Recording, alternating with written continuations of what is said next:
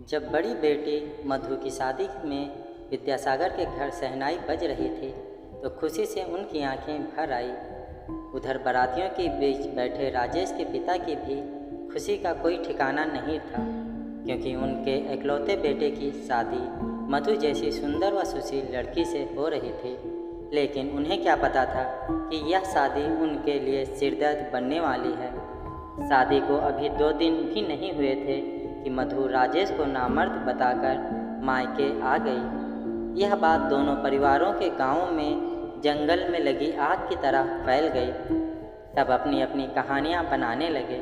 कोई कहता कि राजेश ज़्यादा शराब पीकर नामर्द बन गया है, तो कोई कहता कि वह पैदाइशी नामर्द था।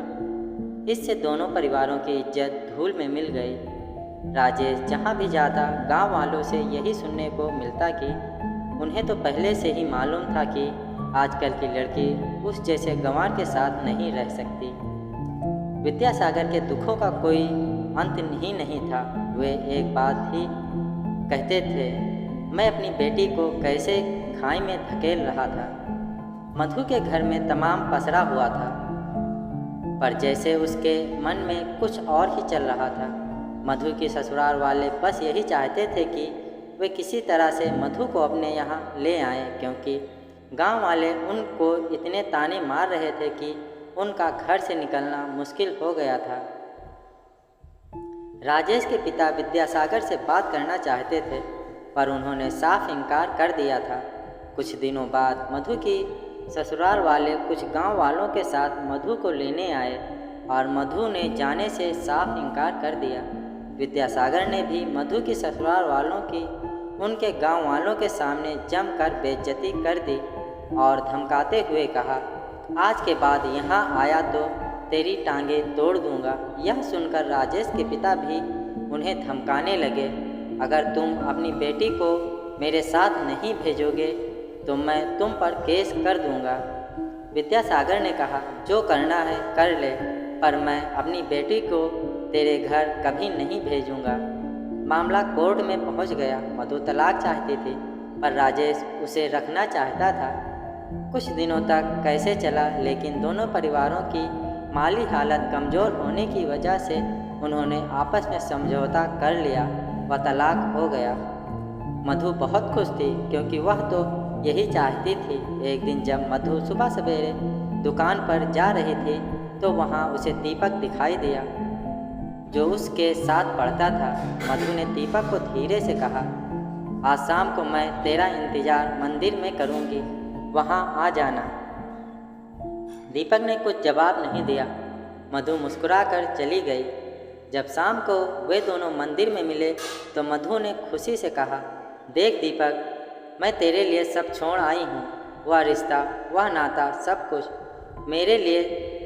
तुम कहना क्या चाहती हो मधु? दीपक ने थोड़े चौंक कर उससे पूछा। दीपक, मैं सिर्फ तुमसे प्यार करती हूँ और तुमसे ही शादी करना चाहती हूँ। मधु ने थोड़ा बेचैन अंदाज में कहा। यह तुम क्या कह रही हो मधु? दीपक ने फिर पूछा। मधु ने कहा, मैं सच कह रही हूँ दीपक, मैं तुमसे प्यार करती हूँ। कल यह समाज मेरे फैसले का विरोध करे, इससे पहले हम शादी कर लेते हैं। मधु, तुम पागल तो नहीं हो गई हो? जब गांव वाले सुनेंगे तो मुझे जान से मार देंगे और पता नहीं मेरी माँ मेरा क्या हाल करेंगी। दीपक ने थोड़ा घबरा कर कहा, क्या तुम गांव वालों और अपनी माँ से डरते हो? क्या तुमने मुझसे प्यार नहीं किया? हाँ मधु, मैंने तो तुमसे प्यार किया है, पर तुमसे शादी करूँगा ऐसा कभी नहीं सोचा। मधु ने गुस्से में कहा, धोखेबाज, तूने शादी के बारे में कभी नहीं सोचा, पर मैं सिर्फ तेरे बारे में ही सोचती रही। ऐसा ना हो कि मैं कल किसी और की हो जाऊं। चल शादी कर लेते हैं। मधु ने दीपक का हाथ पकड़कर कहा, नहीं मधु, मुझे अपनी माँ से बहुत डर लगता है। अगर मैं दोनों ने ऐसा किया तो गांव में हम दोनों की बदनामी होगी। दीपक ने समझाते हुए कहा। मधु ने बोल्ड अंदाज में कहा, तुम अपनी माँ और गांव वालों से डरते होगे, पर मैं किसी से नहीं डरती। मैं करूँगी तुम्हारी माँ से बात। दीपक ने उसे समझाने की बहुत कोशिश की, पर मधु ने अपनी जिद के आगे उसकी एक न सुनी। अगले दिन जब मधु दीपक की माँ से बात करने गई तो उसकी माँ ने कड़क आवाज़ में कहा, मुझे नहीं मालूम था कि तुम इतनी गिरी हुई लड़की हो।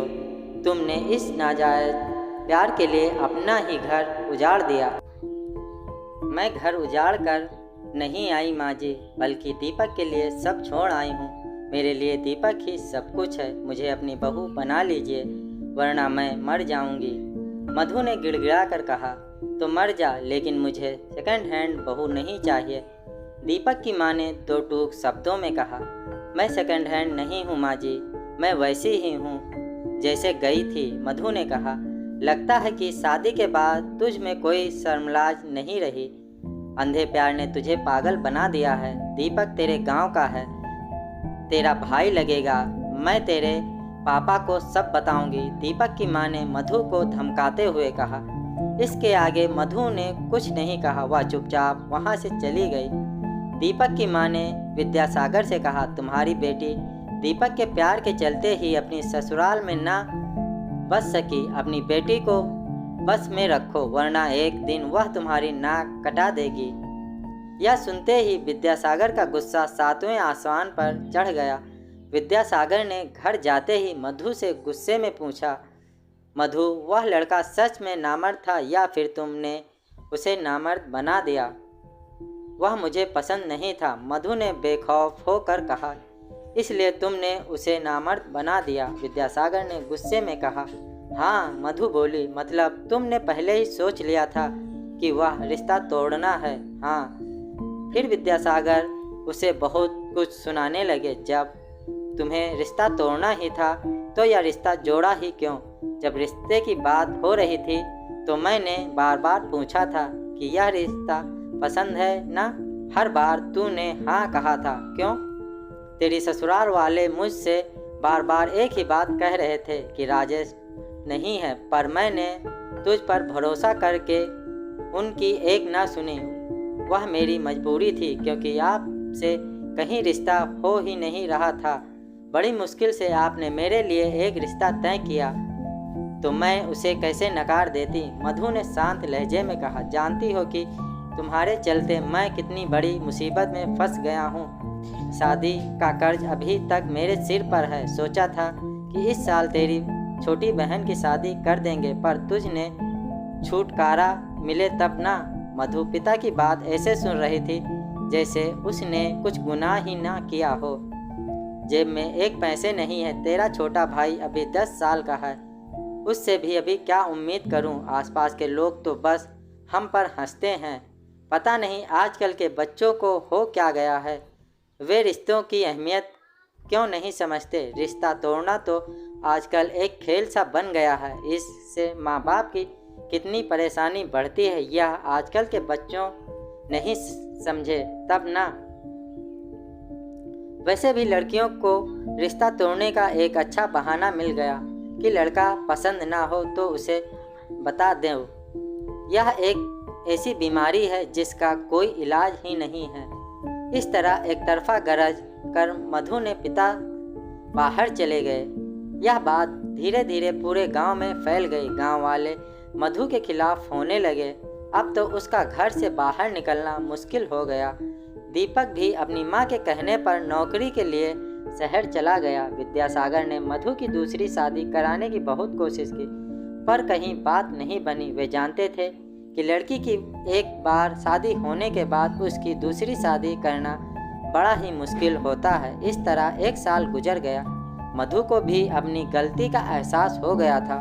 वह बार बार यही सोचती, मैंने क्यों अपना घर उजाड़ दिया? मेरे चलते ही परिवार वाले मुझसे नफरत करते हैं। फिर बड़ी मुश्किल से मधु के लिए एक रिश्ता मिला। उस आदमी की कुछ महीने पहले मर गई थी। वह विदेश में रह कर अच्छा पैसा कमाता था। मधु की माँ ने उससे पूछा, सच बताना कि तुझे यह रिश्ता मंजूर है? मधु ने धीरे से कहा, हाँ। माँ ने कहा, इस बार कुछ गड़बड़ की तो अब इस घर में भी जगह नहीं मिलेगी। मधु बोली, ठीक है। फिर मधु की शादी गांव से दूर एक शहर में कर दी गई। वह आदमी भी मधु को देखकर बहुत खुश था। जब मधु एयरपोर्ट पर अपने पति के साथ विदेश जाने लगी तो उसके परिवार वालों ने सब कुछ भुलाकर उसे विदा किया। उसकी माँ ने नम आँखों से जाते जाते मधु से पूछ ही लिया, क्या तुम इस रिश्ते से खुश हो? मधु ने भी नम आँखों से कहा, खुश हूँ, एक गलती करके पछता रही हूँ। अब मैं भूल से भी ऐसी गलती दोबारा नहीं करूँगी। विद्यासागर ने मधु से भर्राई आवाज़ में कहा। मधु ने गुस्से में तुमसे जो कुछ भी कहा उसे भूल जाना। कुछ देर बाद पूरे परिवार ने नम आँखों से मधु को विदा कर दिया।